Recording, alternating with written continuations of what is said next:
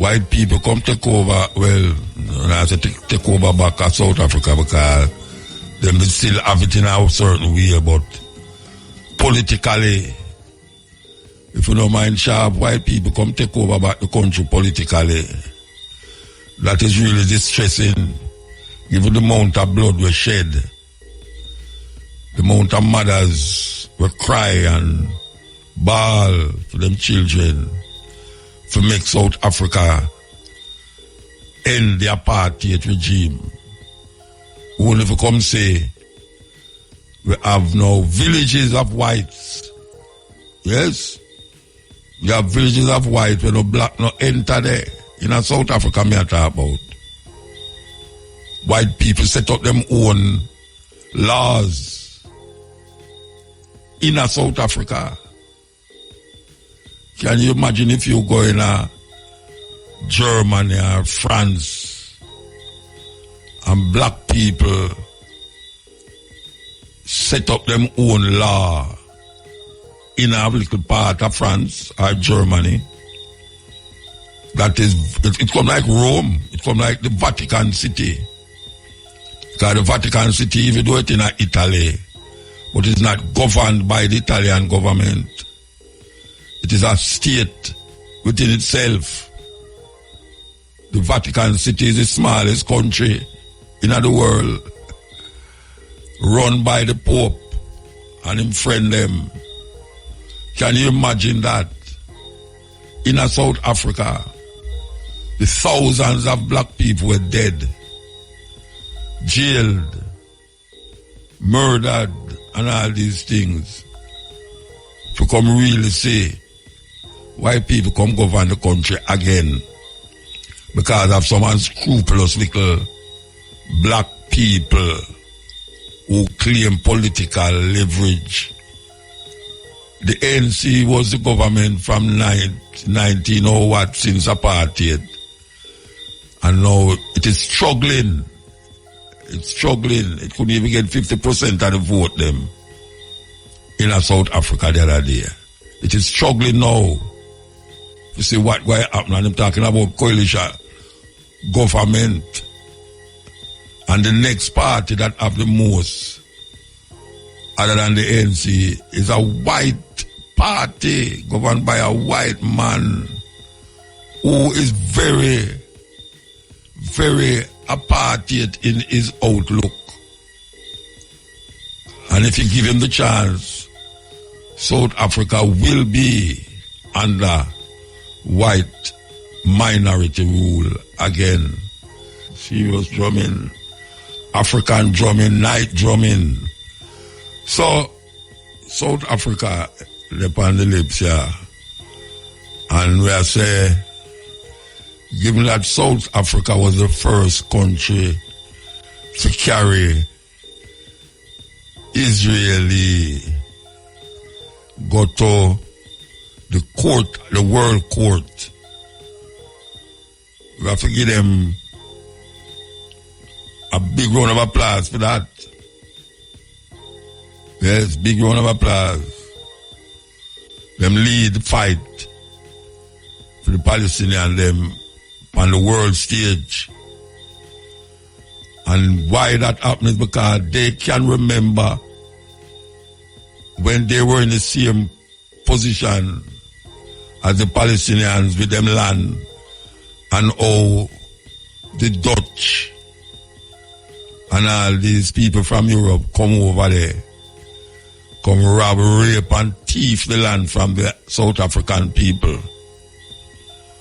So with that in mind, them rise up against Israel for the cause of the Palestinians and know that the same system that governed them years ago is the same system known as apartheid that Israel is now using in Palestine. But we must consider and we must understand, you know them say, fire there must stay, them think a cool breeze. We must remember that white people is just keeping, what them call it, keeping step in line with their intentions and that land them call South Africa, Azania as we call it. And they slowly but surely creeping into the capture mode. You have a brother named Malima. He was an ANC man one time, but him have him own party now. And him running at the election. I think him come like fourth behind Zuma party. Where him say, one of him thing is if him go in power, him going to take back the land without compensation. Take back the land from the white people without compensation. I guess them afraid